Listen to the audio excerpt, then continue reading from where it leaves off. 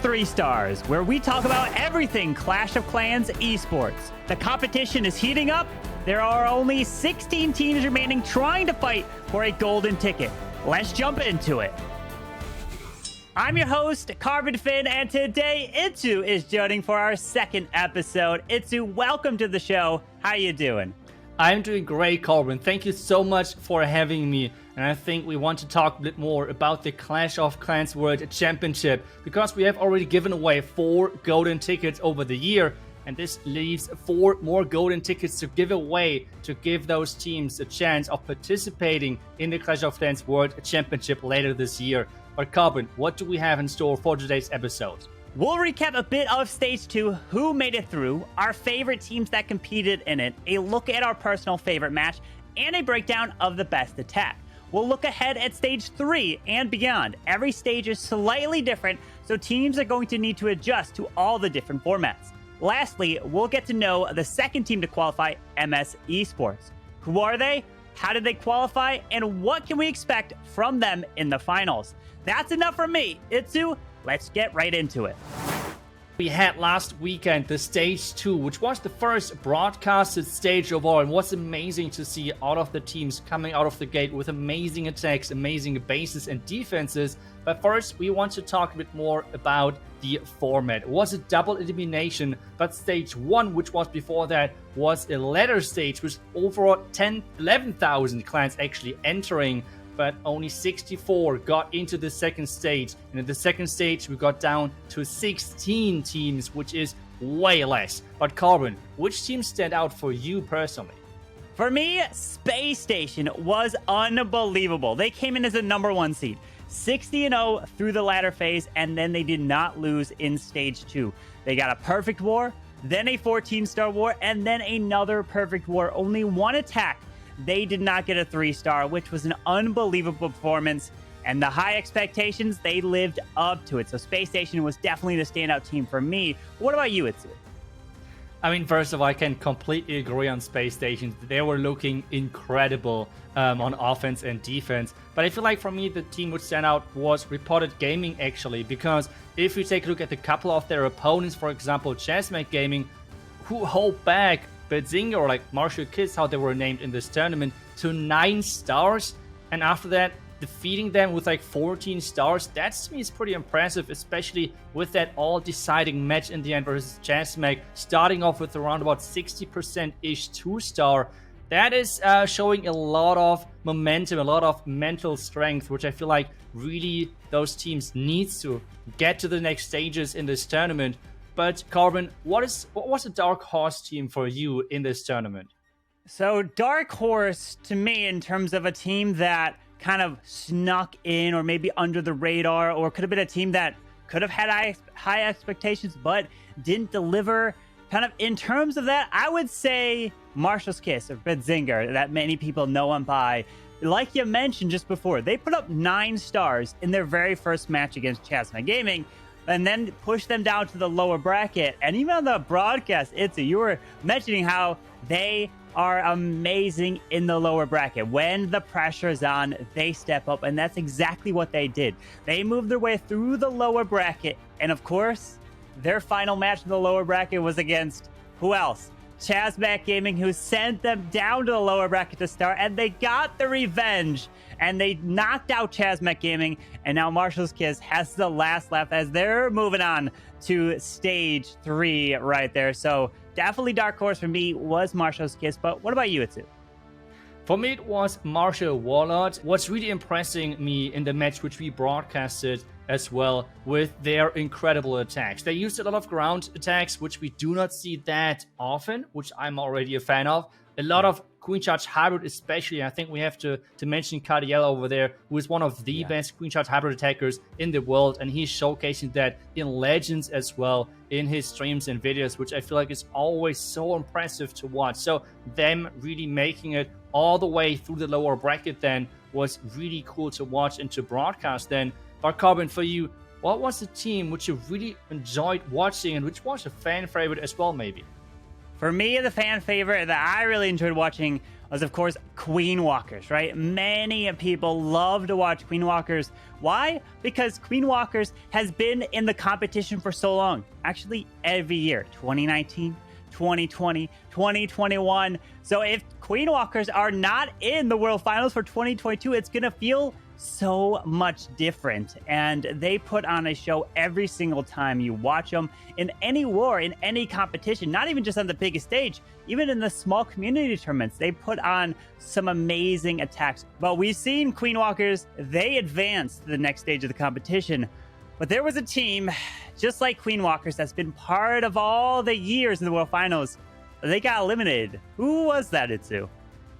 Yeah, V and Tompinai. I mean, it's really sad to see, but they were part of so many Clash of Clans World Championships under different names under all of those years. But the majority of the roster stayed together for them, and them not making is really heartbreaking, especially if you're part already from their journey since the beginning, watching them get stronger and stronger over all of those years. But we can see in this competition, the other teams are not sleeping. They're getting stronger and stronger as well. And it's a really, really hard fought fight getting to this World Championship.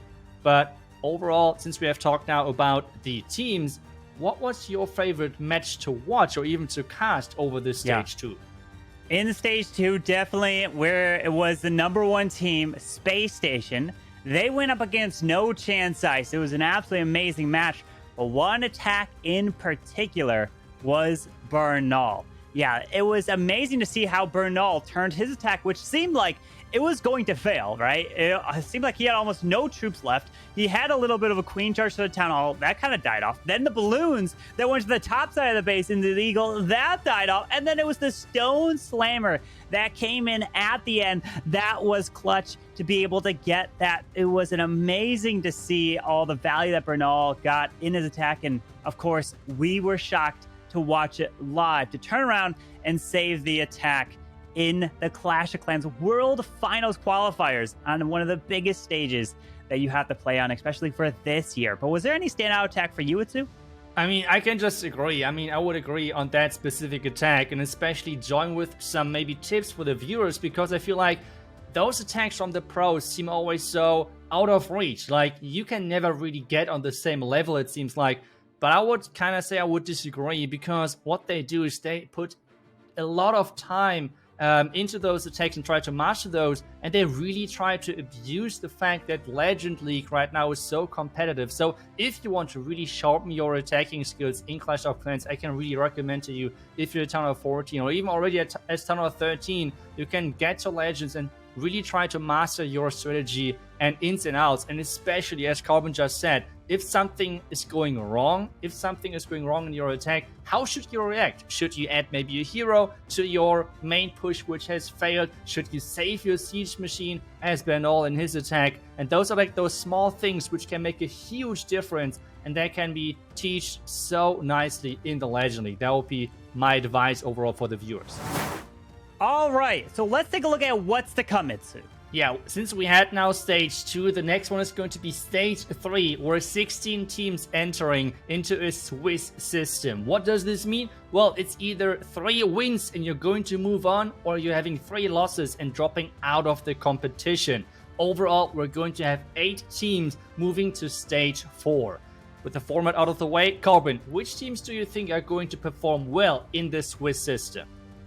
I think one team is going to be the Queen Walkers. Can I expect Queen Walkers to lose 3 matches in the system? I don't think so. It's going to be very difficult to take down Queen Walkers 3 times overall. But hey, you know, anything can happen. But I think they are a heavy favorites in moving on to stage 4. What about you, iTzu? Yeah, I agree. I mean, Queen Walkers is always a really good bet. But I would say Space Station. I mean, we had this now over the last couple of chances for teams could get a golden ticket with first Tribe Gaming and then Strat. Both of them were so consistent in the stats. I feel like right now the same thing is happening with Space Station. So I feel like we can see the similarities over there, and that's why I feel like Space Station have a really good run in this Swiss system. And the top 8 from stage 3 of the Swiss competition will advance to stage 4 and compete in the double elimination.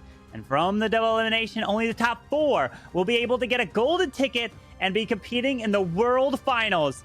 The World Finals will be a combined event with Clash Royale in Helsinki, Finland. This event will be called Clash Fest. It will be held at the Helsinki Exhibition and Convention Center on September 23rd to 25th. Hope to see you there. Let's look back at the second team that has qualified, which is MS Esports. Who is this team, iTzu?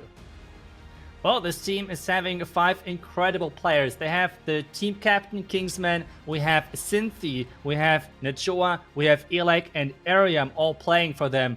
But, Carbon, who do you think is their star player? I think their star player is Cynthia.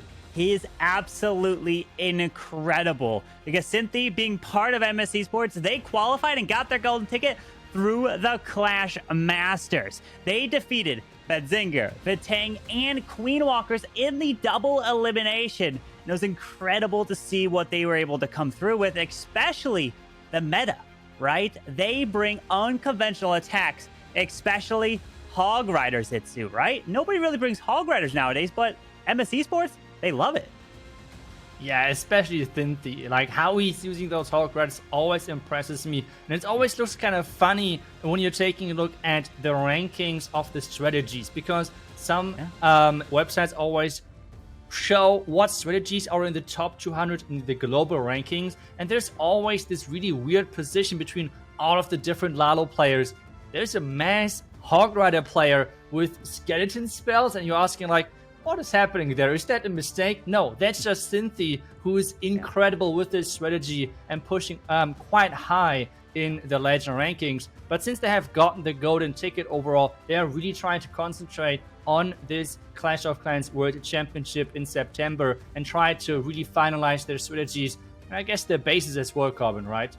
Yeah, their bases they are practicing in. I wanted to bring up the one point when you said mass hogs, because Cynthia bringing unbelievable mass army. He's bringing over 65 hogs. He's bringing over 65 balloons. He's come in with literally a single troop army, and he's gotten 3 stars with him. Cynthia is on another level, being creative when it comes to doing attacks. But we've talked about the players on MS Esports. There is an ex-player who was on their team who's no longer. He's on another team who's on Strut, and of course, that is Tryhard. He's also got a golden ticket. So do you think that there's going to be a little rivalry between Tryhard and MSV Esports now in the World Finals? Yeah, I mean, I think so for sure. We have a lot of those players already being part of the competitive scene for quite some time. We have talked already earlier about teams which have been in World Championship qualifiers or even at the main stage over the last couple of years many times. And for the majority of those players, that's no difference. Tryhard being one of them, and it's always cool to see that those players are coming back and try it now with this new team. I mean, it's going to be a rivalry for sure, Carbon. Yeah, it will be a rivalry indeed. Cannot wait to see what they do in the World Finals. That's it for this show. Thanks for tuning in, and of course, iTzu, thank you for joining me. CarbonFin, thank you so much for having me. And if you do not want to miss anything with Clash of Clans Esports, well, make sure to follow all of the links of the social media platforms to make sure that you're staying up to date. And of course, don't forget to buy your tickets to Clash Fest right now. I'm iTzu. I'm CarbonFin. See you next time. Clash on.